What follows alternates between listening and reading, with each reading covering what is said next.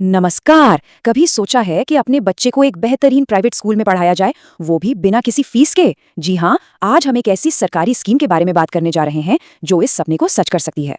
बिल्कुल, ये एकदम मुमकिन है। बच्चा देश के किसी भी अच्छे प्राइवेट स्कूल में बिना एक पैसा खर्च किए पढ़ सकता है। चलिए समझते हैं कि ये काम कैसे करता है।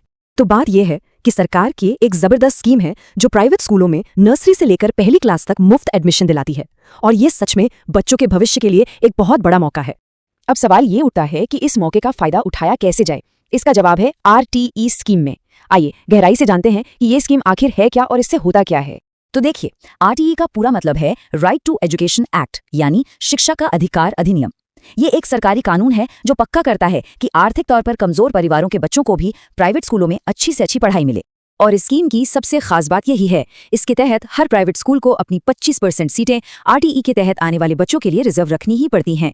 यही 25% इस पूरे मौके की बुनियाद है।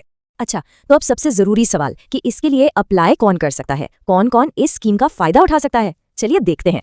इस टेबल को जरा ध्यान से देखिए। इसमें हर क्लास के लिए बच्चे की जन्म तारीख की रेंज दी गई है। अगर बच्चे का जन्मदिन इन तारीखों के बीच में आता है तो वो उस क्लास में एडमिशन के लिए योग्य है। जैसे नर्सरी में एडमिशन के लिए जन्म 1 अप्रैल 2022 से 31 मार्च 2023 के बीच होना चाहिए।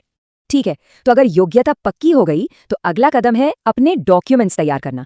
इसे आप अपने सफल एप्लीकेशन के लिए एक टूल किट समझिए। ये रही एक सीधी साधी चेकलिस्ट।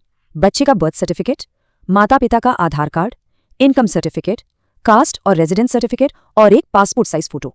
बस ये 6 चीजें तैयार रखनी हैं। अब एक बहुत जरूरी बात, टाइम। ये जो अगला सेक्शन है ये बहुत क्रिटिकल है। इसमें हम डेडलाइन की बात करेंगे और ये भी कि क्यों अभी इसी वक्त एक्शन लेना जरूरी है। एप्लीकेशन के लिए विंडो बहुत ही छोटी है। ये 9 अप्रैल को खुलती है और बस 15 अप्रैल को बंद हो जाती है। मतलब सोचने समझने के लिए ज्यादा वक्त बिल्कुल नहीं है। और हाँ, एक बहुत ही जरूरी सलाह, आखिरी दिन का इंतजार तो बिल्कुल मत कीजिएगा। अक्सर होता यह है कि आखिरी दिन बहुत ज्यादा ट्रैफिक की वजह से वेबसाइट धीमी हो जाती है या हैंग हो जाती है, जिससे अप्लाई करना मुश्किल हो जाता है। तो इस सारी बातचीत का निचोड़ क्या है? सीधा सा है, अगर योग्यता पूरी होती है और डॉक्यूमेंट्स तैयार हैं तो बच्चे के भविष्य को सुरक्षित करने के लिए तुरंत अप्लाई करें। ये मौका हाथ से जाने नहीं देना है। इस सवाल पर जरा सोचते हैं, क्या एक छोटा सा कदम, सही समय पर भरा गया एक फॉर्म किसी बच्चे का पूरा भविष्य बदल सकता है? ये सिर्फ एक एडमिशन नहीं है, ये एक ऐसा मौका है जो पूरी जिंदगी बदल सकता है।